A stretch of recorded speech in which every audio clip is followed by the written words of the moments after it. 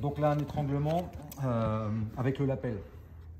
Donc je vais engager une première main dans son col le plus haut possible. Alors le tranchant et une partie de l'ulna sur la première artère. Et là, je vais venir chercher le lapel. Donc tranchant de main vers le sol, pouce vers le ciel. D'accord? De là, je vais tirer Yann à moi pour qu'il fasse une flexion de hanche et puis que ça soit plus accessible pour moi pour enrouler le lapel autour de son cou en passant derrière ses cervicales. Donc là, je vais le tirer à moi et en même temps, je vais engager le lapel en passant par-dessus mon premier avant-bras qui est engagé dans le col au niveau de son cou.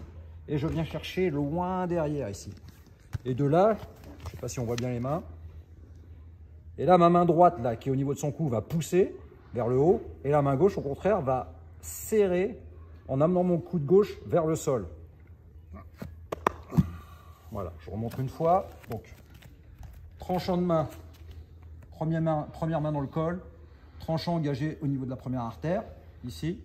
Là, le lapel, prise neutre, tranchant de main vers le sol, pouce vers le ciel. Je le prends en bout de course hein, pour avoir suffisamment de jeu. De là, je vais enrouler mon avant-bras, mon premier avant-bras engagé au niveau de son cou. Et là, comme il est trop loin, ben, je vais le ramener à moi en tirant sur ce bras. Il va accentuer sa flexion de hanche. De là, j'enroule, je passe derrière pour arriver au niveau de ses cervicales. Ma main droite, celle-ci là, pousse vers le haut et l'autre au contraire amène le coude vers le bas. Et je resserre comme une tenaille. Et je reviens. Alors bien sûr, hein, on utilise... Alors soit le kimono est déjà sorti de la ceinture, auquel cas c'est très facile de travailler avec le lapel, soit je m'arrange pour venir le sortir de la ceinture pour qu'il y ait plus de textile possible afin que je puisse travailler confortablement. Je l'amène ici et je serre. D'accord? Efficace.